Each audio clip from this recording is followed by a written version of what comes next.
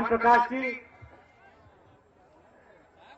Doctor Prabha ji, किरीट भाई पटेल जी, परंजय आदित्य जी, संजय बापना जी,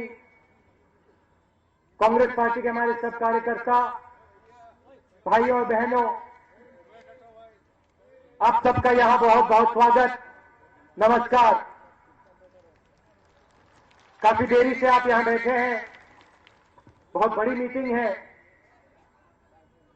आप सबका धन्यवाद।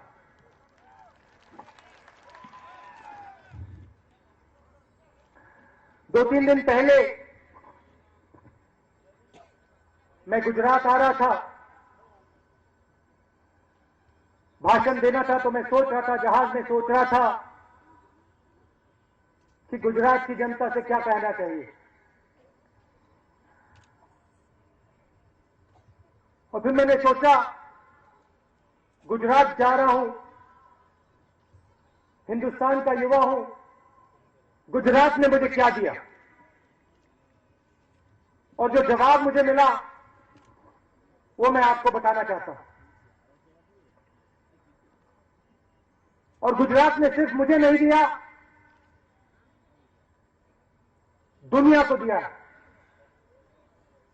कहानी बताना चाहता हूं। आप गांधी जी को जानते हैं।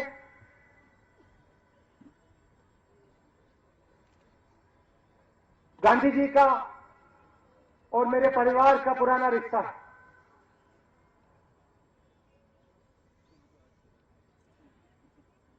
खाने के समय जब मेरी दादी थी, पिता थे, बातचीत चलती थी और पिता ने मुझे एक कहानी बताई, वो मैं आपको बताना चाहता हूं। आजादी का समय था,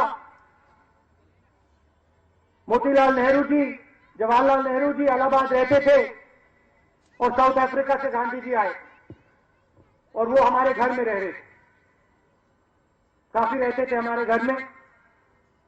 मोतीलाल नेहरू जी को लगा कि देखो गांधी जी आए और मेरा जो पुत्र था वो चला गया, अंग्रेजों के साथ लड़ाई लड़ता है, कभी इधर चला जाता है, कभी उधर चला जाता है, आंदोलन में दिन भर लड़ता रहता है। कुछ दिन बाद अंग्रेजों ने जवाहरलाल नेहरू को अरेस्ट किया और आनंद भवन में गांधी जी और मोतीलाल नेहरू जी रह गए। मोतीलाल नेहरू जी को ऐसा लगा कि भैया गांधी जी ने मेरे बच्चे को जेल में डलवा दिया। हर पिता को ऐसे लगेगा। रात का समय था, घबराए हुए थे, सो नहीं पा रहे थे, घर के चक्कर काट रहे। गांधी जी के कमरे से निकले, लाइट बंद थी, अंदर देखा गांधी जी उनको दिखाई नहीं थे, पलंग खाली था। 4 बजे सुबह से पलंग खाली था। उन्होंने लाइट ऑन की और देखा कि गांधी जी कोने में जमीन पर लेटे हुए हैं। सर्दी का समय था। गांधी जी जागे और मोतीलाल जी ने उनसे पूछा, भैया ये क्या कर रहे हो आप? पलंग है, कम्बल है, और ये आप कोने में क्यों हो? जमीन पे क्यों हो? ठंडी जमीन पे क्यों हो? और गांधी जी ने जवाब दिया, जवाहरलाल जेल में है, जेल में वो जमीन पे सो रहा है, इसलिए मैं जमीन पे सो रहा हूं। अब ये इतिहास, ये सोच कहां से आई? ये यहां से आई, गुजरात से आई। गुजरात की सोच है, गुजरात का इतिहास है। गांधी जी ने अंग्रेजों से लड़ाई लड़ी, प्यार से लड़ी और जीते। जब अंग्रेज यहां से गए प्यार ने उन्हें हराया।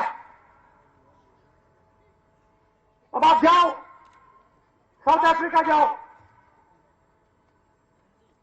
मंडेला जी के पास जाओ, उनसे पूछो भैया आपके गुरु कौन है। साउथ अफ्रीका में है, पहले आपने हिंसा की लड़ाई लड़ी, हार गए, फिर हिंसा की लड़ाई लड़ी और जीत गए।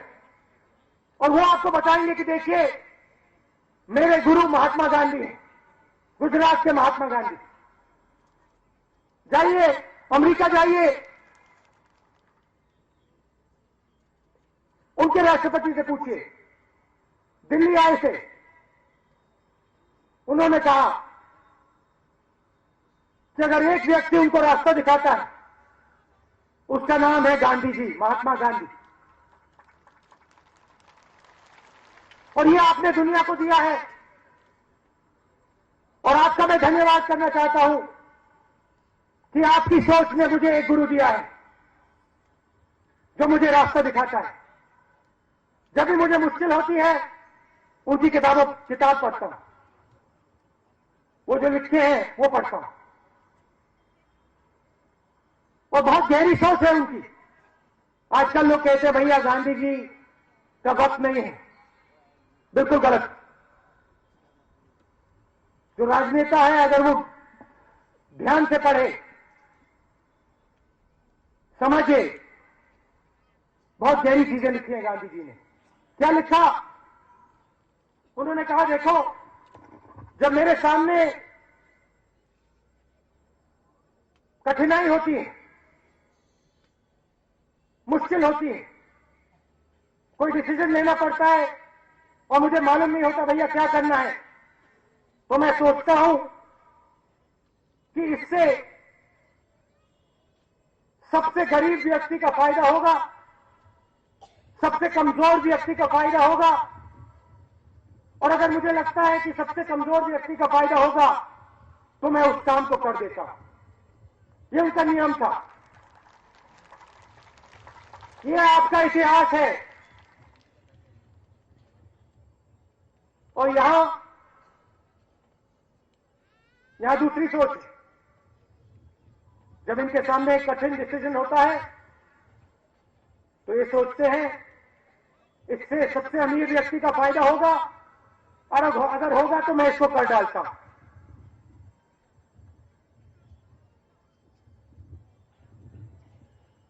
राजनेता का काम क्या होता है?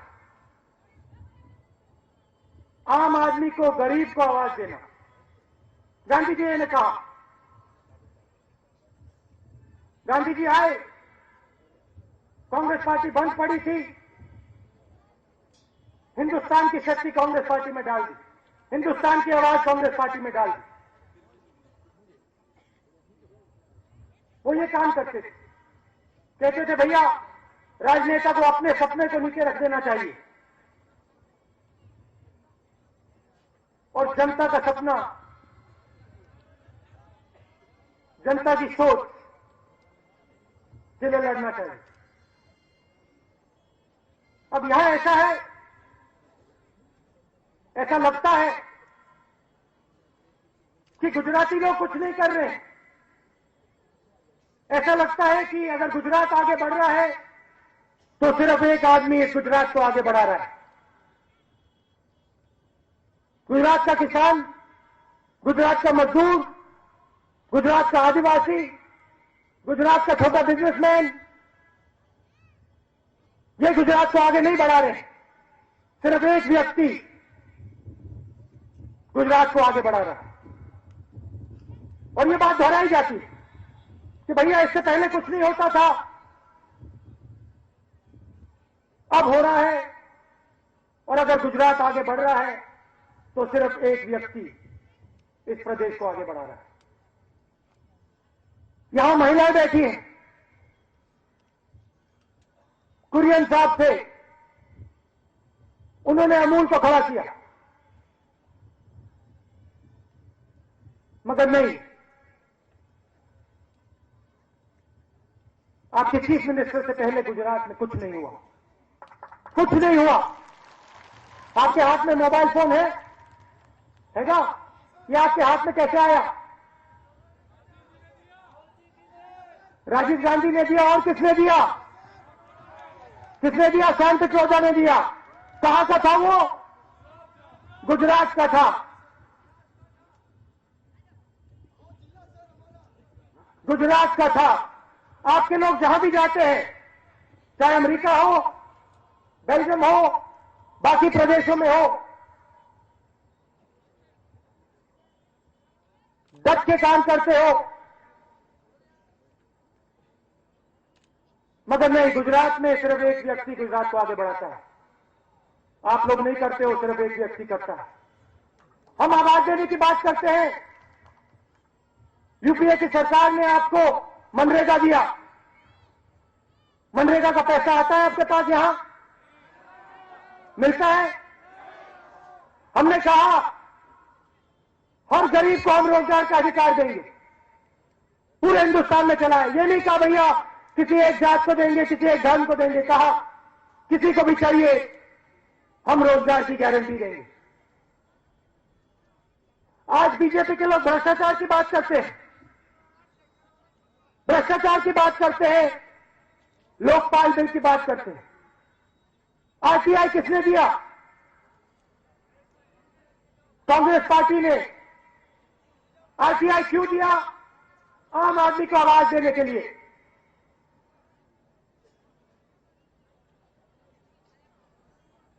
कोई भी सवाल आप सरकार के बारे में पूछ सकते हैं। मैंने प्रधानमंत्री को चिट्ठी लिखी, किसी ने आरटीआई मार दिया, कहा भैया राहुल गांधी प्रधानमंत्री को क्या कह रहा है, और वो अखबार में आ गया। इससे आपको शक्ति मिली। और यहां क्या होता है, 14,000 एप्लीकेशन है, वहीं के वहीं पड़े हैं, सुनवाई नहीं होती। आदिवासी बिल पास किया हमने, यहां आदिवासी है, आदिवासी बिल पास किया, जमीन मिली आपको? 1.5 लाख लोग, 1.5 लाख आदिवासी हैं, उनको जमीन नहीं मिली। दिल्ली में ट्राइबल बिल दिया, मगर यहां कुछ नहीं। आपकी आवाज दबाई जा रही है और सिर्फ एक आवाज सुनाई देती है, आपके चीफ मिनिस्टर की। बाकी लोगों की आवाज दबाई जाती है, एक आवाज सुनाई देती है। विधानसभा में आपने वोट दिया, मुझे बताओ भैया असेंबली कितने बार मिलती है साल में?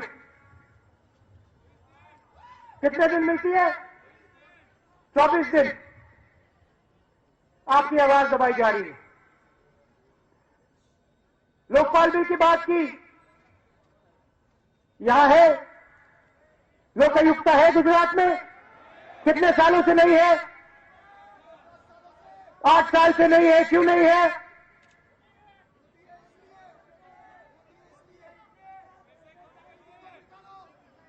बाकी देश में भ्रष्टाचार की बात करते हैं, कहते हैं भैया भ्रष्टाचार है, हम आरटीआई लाए, उसको नहीं चलाते। हमने लोकपाल बिल रखा, उसको हरा दिया, और यहां लोकायुक्त नहीं। अच्छा आप मुझे बताओ, कहते हैं कि गुजरात चमक रहा है, यहां पे पानी की हालत बताओ मुझे जरा। पानी है? पीने का पानी है? सिंचाई का पानी है? हाँ, सुनाई नहीं दिया मुझे, थोड़ा जोर से बोलो। क्या आपको पानी नहीं चाहिए? अच्छा, रोजगार है? आदिवासियों को रोजगार मिलता है? यहां कोई उद्योग आया? कहते हैं भैया करोड़ों रुपए का इन्वेस्टमेंट हुआ, भैया कहां, दिखाओ मुझे। यहां कोई आदिवासी बच्चे को मिला कुछ? बैकलॉग। मार्केटिंग बहुत अच्छी है भैया, गुजरात चमक रहा है, भ्रष्टाचार नहीं है, मगर मार्केटिंग सिर्फ एक व्यक्ति की होती है, बाकी गुजरात की आवाज नहीं सुनाई देती।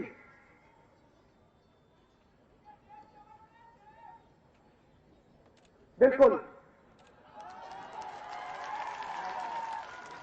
बिल्कुल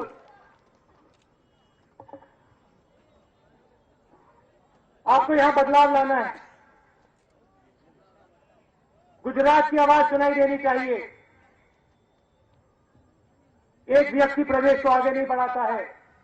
गुजरात की जनता, गुजरात का युवा, गुजरात की महिलाएं गुजरात को आगे बढ़ाती है।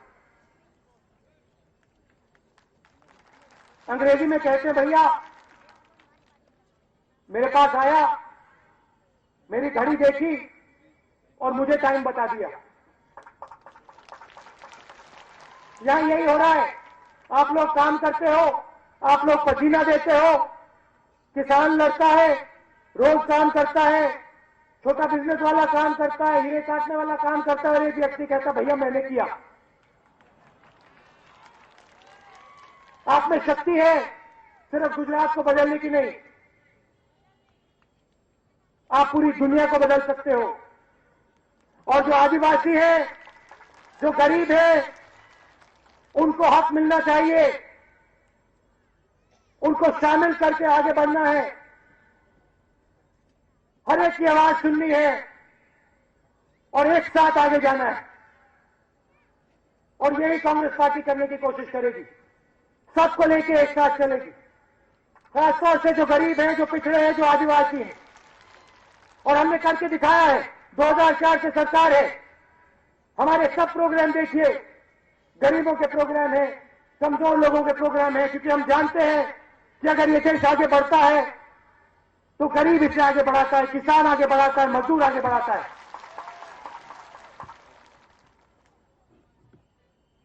कांग्रेस पार्टी को सपोर्ट कीजिए, हमारे यहां जो कैंडिडेट्स हैं उनको जिताइए और यहां कांग्रेस पार्टी की सरकार बनाइए।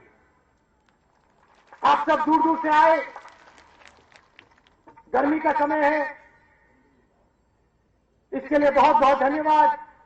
नमस्कार, जय हिंद।